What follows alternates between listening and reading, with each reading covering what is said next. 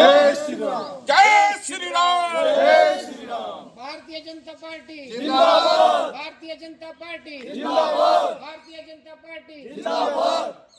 पूरे प्रदेश भर में बीजेपी का स्थापना दिवस मनाया गया, तो वहीं इस अवसर पर बूथ स्तर पर भी कार्यक्रम आयोजित किए गए।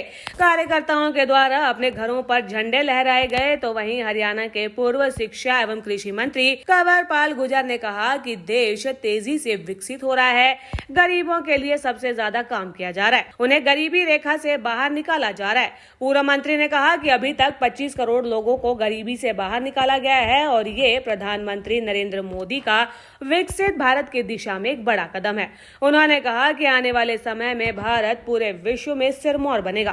क्या कार्यक्रम है, कैसा चल रहा है? देखिए, आज पूरे देश में सभी बूथों पे भारतीय जनता पार्टी का स्थापना दिवस मनाया जा रहा और आज हमारे सभी कार्यकर्ता अपने घरों पे पार्टी का झंडा उन्होंने लहराया है और उसकी सभी को बहुत बहुत शुभकामनाएं, बहुत बहुत बधाई।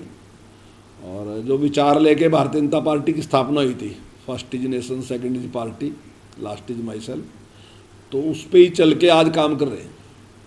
आज देश को जिस प्रकार से आज सारी तरक्की होने लग रही और जो सोच थी हमारी जनसंघ के टाइम में पंडित दीनदयाल उपाध्याय की एकात्म मानववाद कि गरीब के लिए सबसे पहले काम करना, और उस प्रयास में अभी आप देख भी रहे कि 25 करोड़ लोग जो हैं वो गरीबी रेखा से बाहर निकले हैं।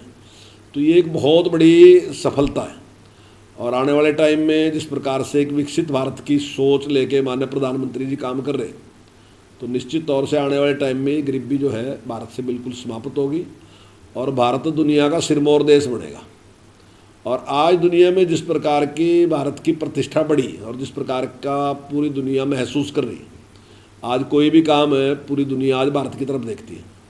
तो निश्चित तौर से उस जिस सोच के साथ पार्टी की शुरुआत की थी, जिस विचार के साथ पार्टी की शुरुआत की थी, तो भारतीय जनता पार्टी उस दिशा में आगे बढ़ रही और भारत को सिरमौर बनाने के लिए उसमें भारतीय जनता पार्टी काम कर रही। तो इस शुभ दिन पे मैं सभी को हार्दिक बधाई, हार्दिक शुभकामनाएं। नहीं, राजनीतिक स्टंट कैसे है? देखिए, जो भी बिल लेके आते हैं उस पर विचार करने की जरूरत होती है।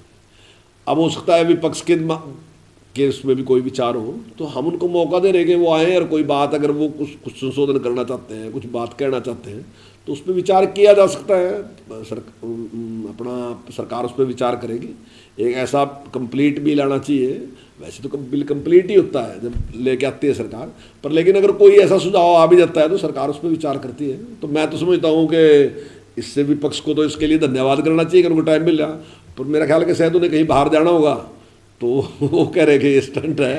तो मैं समझता हूँ हमेशा विपक्ष की तो डिमांड ही रहती है कि सेशन ज़्यादा चलना चाहिए।